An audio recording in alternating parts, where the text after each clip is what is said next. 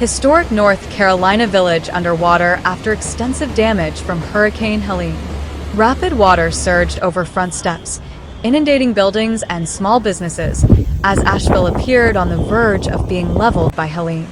A historic village in western North Carolina is underwater after bearing the brunt of devastating flood damage from Hurricane Helene. Tree branches, logs, and trash cans floated through Asheville's Biltmore Village, known for being built and owned by one man. Resident Tammy Borgeson was among dozens of people standing outside a downtown hotel, one of the few with Wi-Fi access, hoping to connect with loved ones.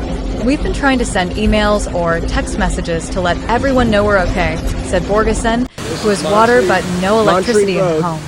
She said she plans to wait out the storm and hope for the best. "We're in a weird limbo," Borgeson said. The water level has reached several feet, with some areas nearly as high as the tops of street signs.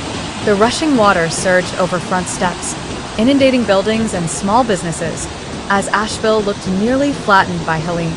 "We knew it was coming, but we didn't know it was going to be this bad," one woman at the scene told NBC News.